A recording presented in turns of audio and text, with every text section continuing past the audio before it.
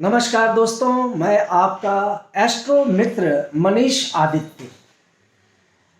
दोस्तों, आज मैं पुनः आपके सामने आया हूं एक नया एपिसोड लेकर।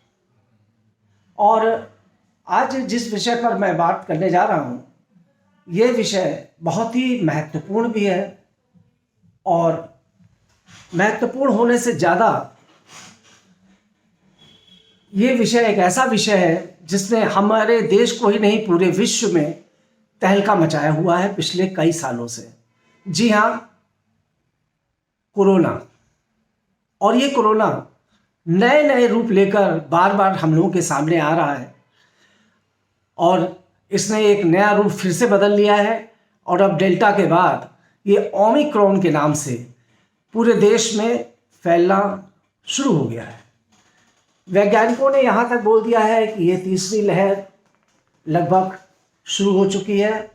और जिस तरह से केसेस के दर भारत के अंदर बढ़ती जा रही है, तो ये देखना अब बहुत ही आवश्यक हो गया है कि ज्योतिषीय विश्लेषण ओमिक्रॉन के बारे में, कोरोना के बारे में इस समय क्या आता है।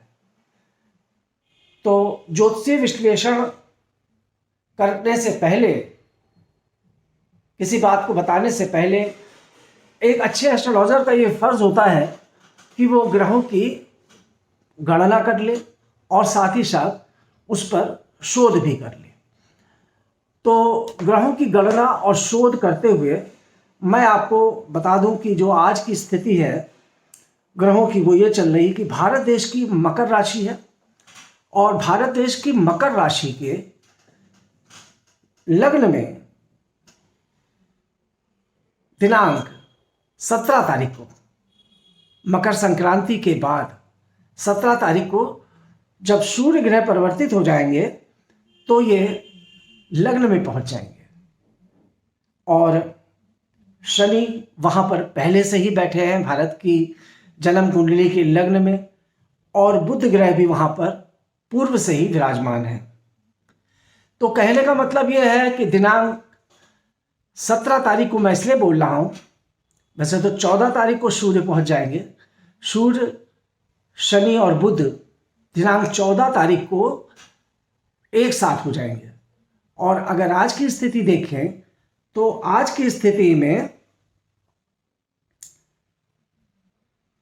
भारत की कुंडली में सूर्य हानि भाव पर बैठे हुए हैं। मैं आपको यह बताना चाह रहा हूं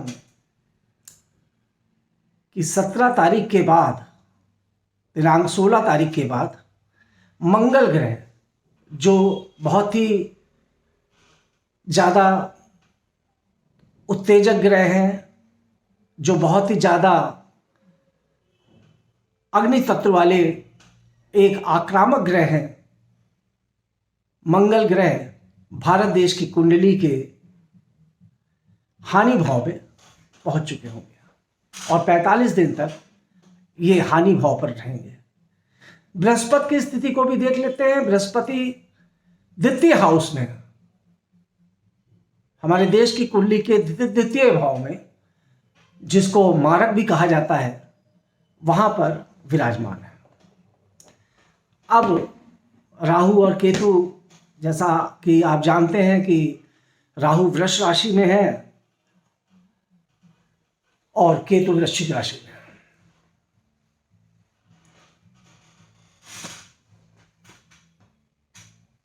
पर राहु और केतु से एक बहुत ही विकट योग भारत की, पूरे देश की कुंडली में बना हुआ है और उसका नाम है सर्पकाल दोष, काल सर्प। जी, ये तो मैंने अपनी ज्योतिषी भाषा में थोड़ा सा ग्रहों की स्थिति के बारे में प्रकाश डाला है। अब आगे की स्थिति में आपको इसका एनालिसिस या एक विश्लेषण मैं आपके सामने रख दूं।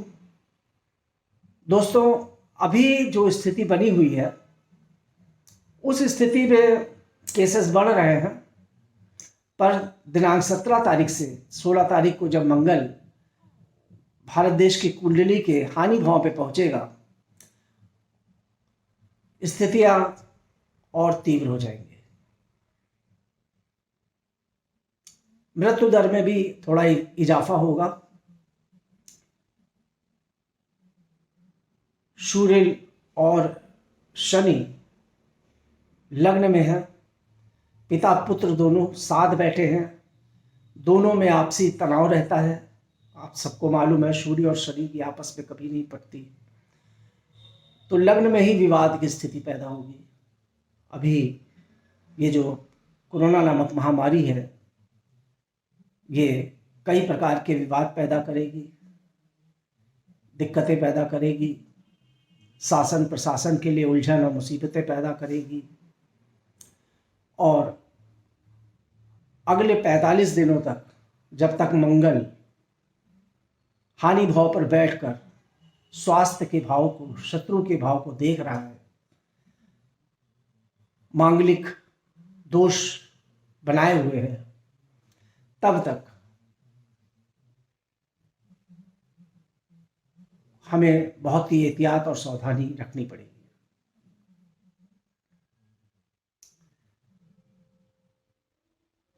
व्यापारिक प्रतिष्ठान, व्यापार में भी दिक्कतें होंगी, क्योंकि बुध लग्न में तो है भारत देश की कुंडली में। पूरी तरह लॉकडाउन नहीं होगा, पर काम धंधे जरूर प्रभावित होंगे।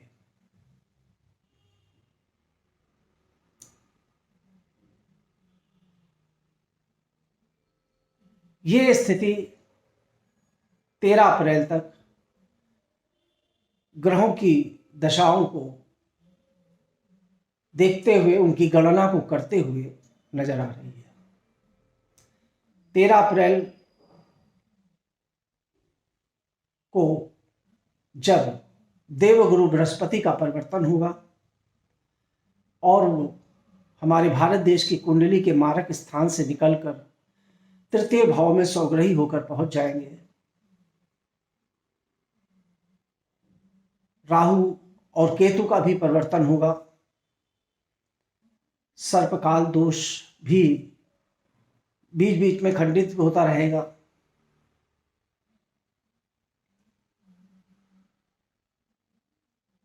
तब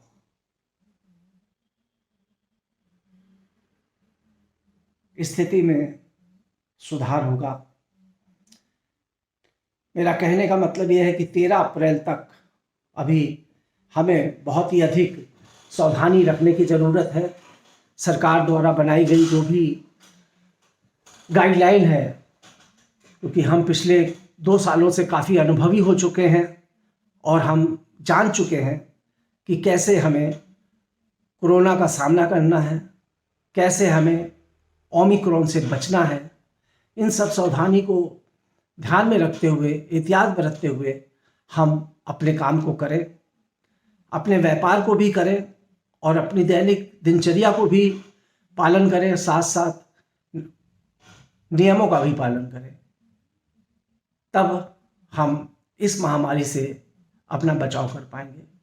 दोस्तों, बहुत लंबा समय नहीं है, सिर्फ 13 अप्रैल तक ये एक बार फिर से अपना रूप दिखाएगा। केसेस की संख्या बढ़ेगी, लोगों में दिक्कतें आएंगी, मगर हमें इसे सफल नहीं होना देना है और 13 अप्रैल तक हमें विशेष सावधानी बरतनी है। इसी के साथ इस वीडियो को मैं यहीं पे समाप्त करता हूँ।